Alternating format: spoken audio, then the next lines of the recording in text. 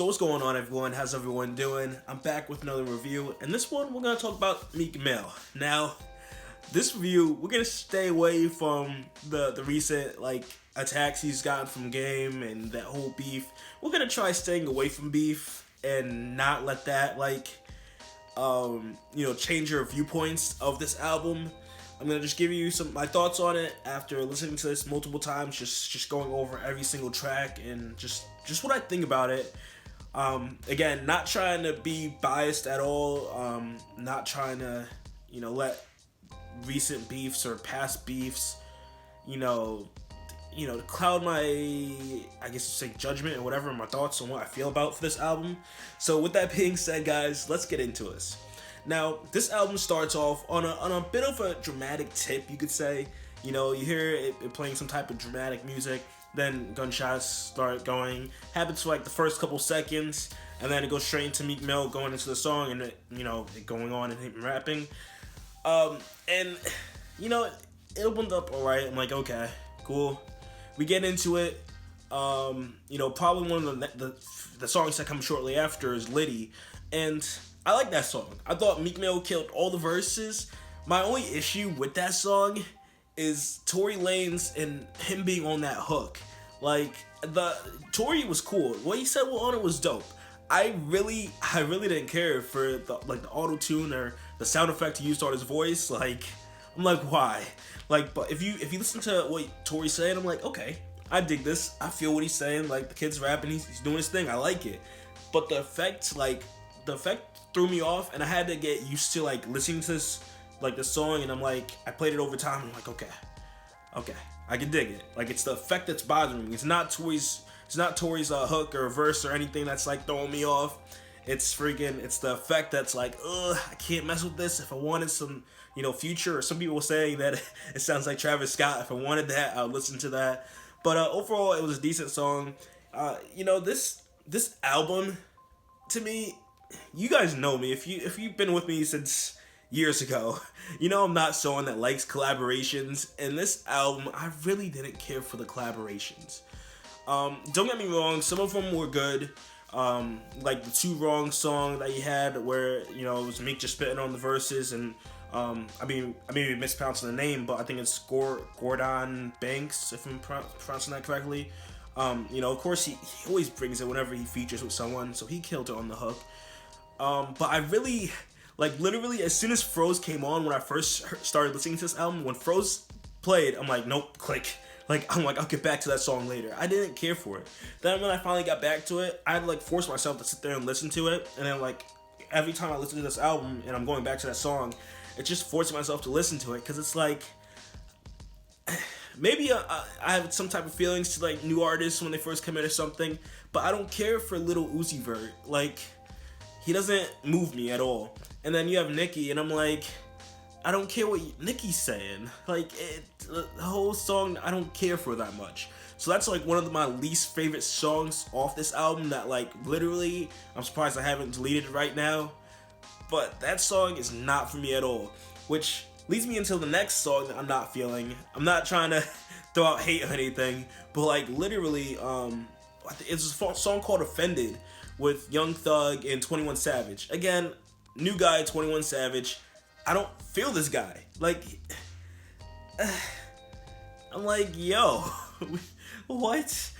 This guy reminds me of 2 Chainz in a sense when he first came out, and 2 Chainz, 2 Chainz was a smart guy. He went to college and everything, and he just said stuff for the entertainment purposes. So I'm assuming 21 Savage is saying the stuff he says for entertainment, because to me, I'm like really? I don't get it. I'm not vibing with it. And of course, Young Thug, I don't really care for him. But the tracks that Meek Mill killed it, and it's a lot of the songs that he featured by himself on that I liked, Blue Notes, killed it. Of course, whenever Meek has his Toady stories, he kills it. Love this one. I can't wait for part 4. If you didn't hear at the end of part 3, he's part 4 is gonna be a movie. Now, granted, it could not be a quote-unquote movie. I'm hoping that the next Tony story that comes out is gonna be amazing, like they all have been as he's been releasing these Dreamchasers mixtapes and albums. Like, Meek's been killing it as far as the storytelling goes. And that's one of the things that reminded me of this. Even though Meek decided on what beefs he wanted to go against with rappers recently, this album like reminded me that, hey, Meek can still rap.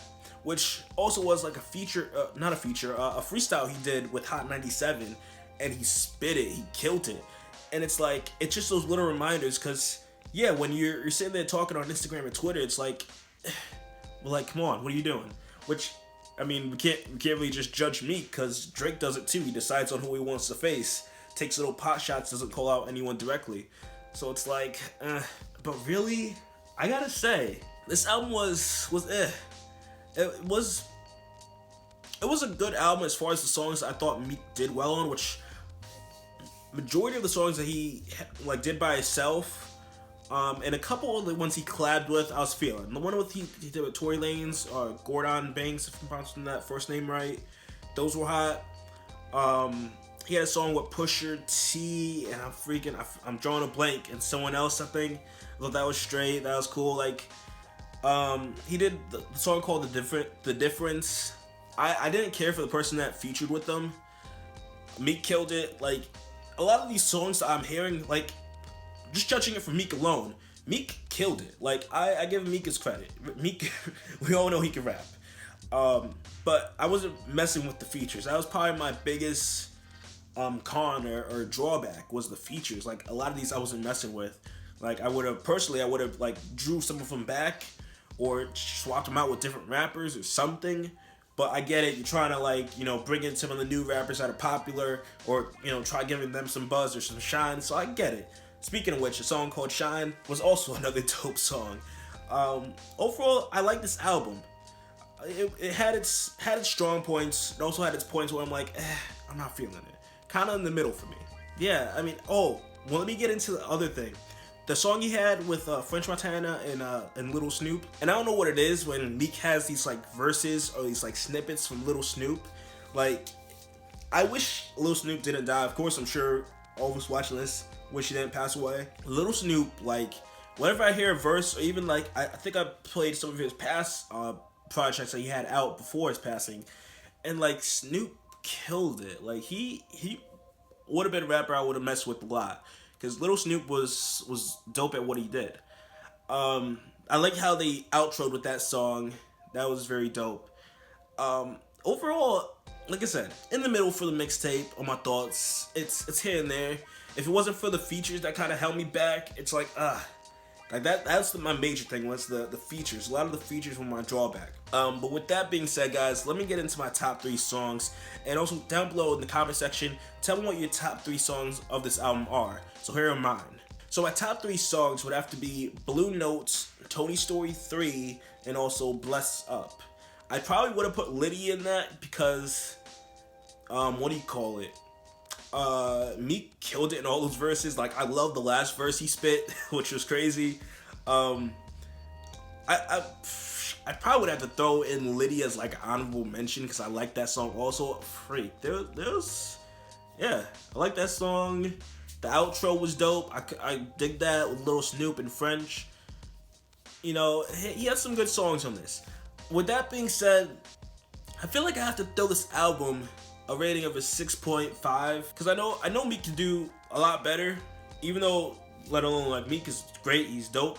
I give him credit on this album and him not letting, you know, the drama of rap, you know, get him in some type of like funk or something like that. Even though he's been saying TC4 for a while now, and we finally got it. Overall, decent album. You know, I hope Meek starts bringing it back. Like, I'm hoping he comes back to be more consistent. Hopefully, we stay out of this realm of the beef and get back to the music and him putting out projects. Maybe not so much frequently, but you know, just a project every now and then. But so far, decent album. If you don't mind, guys, share your thoughts down below in the comments. What did you think about this album? Your thoughts, opinions on the beefs. What are your top 3 songs? What is your album rating? You know, I'm all interested to know your thoughts. Share them all down below in the comment section. And anything else? Did this album get rid of your thoughts on Meek Mill and all the beef and issues that you had previously? Did that like erase it? Because I saw that being like a clean slate for everyone. They're like, okay, like what? Meek Mill have beef for who? Like that. Like I feel like everyone just like wiped that out after this project dropping because I like it, which it was a dope project. I mean, with that being said, guys, that's it. Like I said, feel free to share your thoughts down below in the comment section.